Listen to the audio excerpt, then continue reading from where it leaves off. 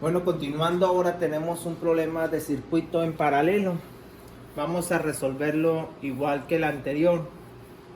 ¿Por qué sabemos que es un circuito en paralelo? Porque cada uno de sus componentes están conectados por separado a la fuente de poder o generador. Se alimenta de manera distinta. Por eso es un circuito en paralelo a diferencia del otro. Quiere decir que vamos a estar trabajando con estas tres fórmulas.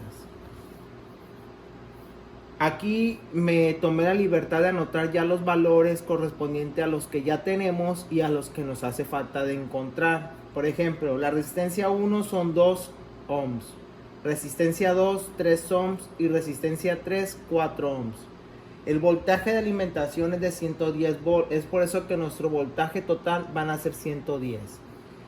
Para poder encontrar todos estos valores siempre tenemos que empezar de la misma manera, encontrar nuestro circuito equivalente. Un circuito equivalente, igual que en el caso anterior, es lo mismo, una resistencia total que nos indique el comportamiento de este circuito. La diferencia es que como es un circuito en paralelo, las resistencias no se suman, sino al contrario, es una división de ellas. ¿Qué quiere decir? Que la resistencia total, esta desconocida, va a ser 1 dividido entre 1 más la primera resistencia, que es 2, más 1 entre 3, más 1 entre 4.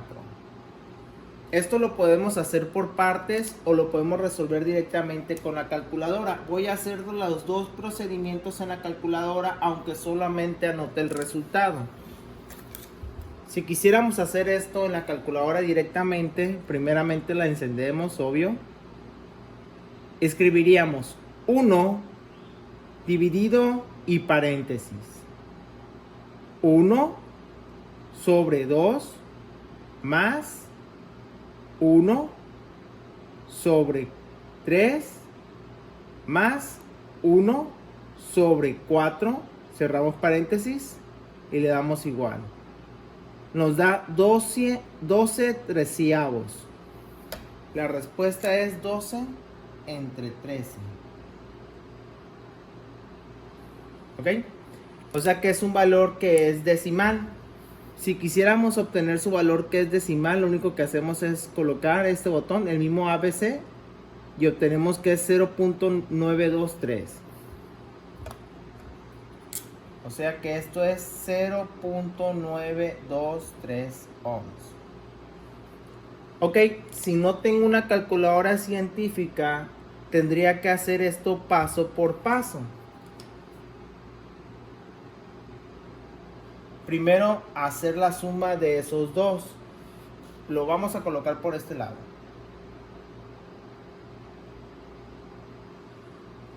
¿Cómo sumo fracciones? Es aquí lo que tendríamos que hacer si no tenemos una calculadora. Un mínimo común divisor de los 3 sería el 12. El 12. ¿Ok? Tenemos al 12. ¿Cuántos doceavos hay en un medio? 6.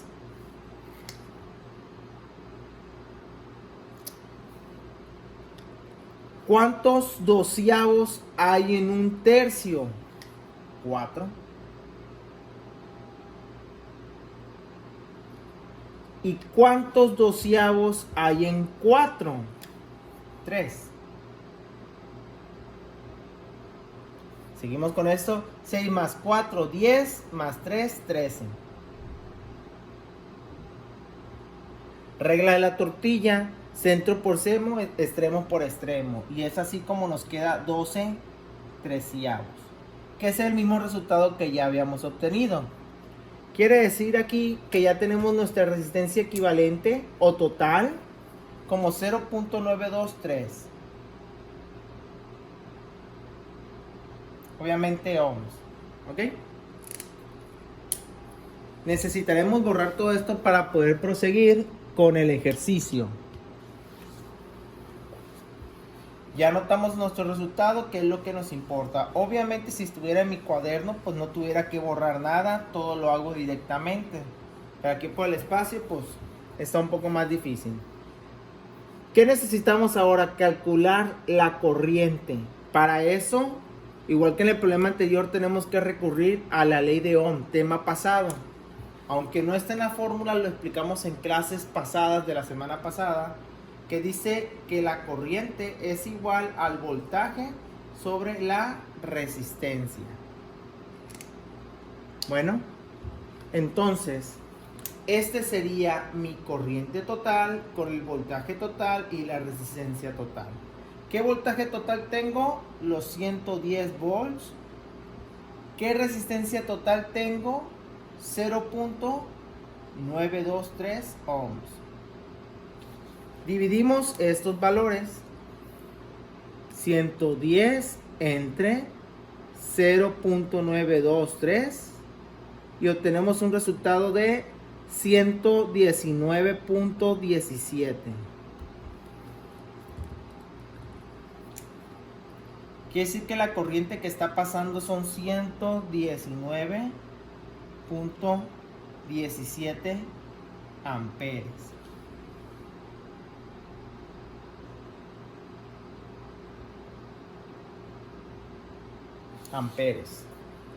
Muy bien. Ahora sí, ya lo que nos hace falta es el comportamiento de cada uno de ellos. Empezamos primeramente con lo más sencillo, aunque sea brincarnos. ¿Cuál es el constante? ¿La corriente o el voltaje? Nos podemos dar cuenta que el voltaje es el constante. ¿Qué quiere decir esto? Que si aquí hay 110, aquí va a haber 110, aquí va a haber 110 y aquí va a haber 110. No necesitamos hacer ningún procedimiento. ¿Por qué? Porque sabemos que es un circuito en paralelo. Ojo, en serie no se hace esto. En serie, igual que en el video pasado, el que es constante es la corriente y no al revés. Seguimos ahora buscando los elementos que nos hacen falta, que son las corrientes. Buscamos la corriente número 1, que sería, ahora sí, corriente 1 sería el voltaje en 1 entre la resistencia en 1. ¿Qué voltaje tuvimos en 1? Muy sencillo. Tuvimos 110 volt porque es constante. Es el mismo voltaje. La diferencia es que aquí tenemos 2 ohms de resistencia. No ocupamos la calculadora. Es una división muy sencilla, pero lo haremos de igual manera. 110 entre 2, 55. Tenemos 55 amperes. Aquí va a haber 55 amperes. Muy bien. Siguiente. El siguiente sería la corriente en 2. Por lo tanto, sería el voltaje en 2 entre la resistencia en 2. Esta fórmula, lo repito, es la ley de Ohm del tema pasado, pero que nuevamente la retomamos. Serían 110 volts entre 3 ohms. Dividimos. Aquí sí, porque es una división inexacta.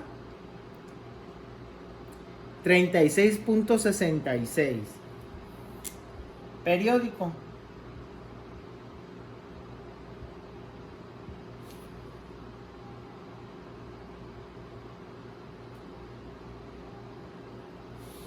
Muy bien.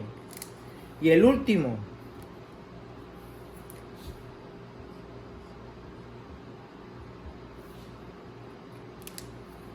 Sería el voltaje en 3 entre la resistencia 3. Nuevamente tenemos 110 volts. Pero ahora entre 4 ohms de resistencia. 110 entre 4. 27.5.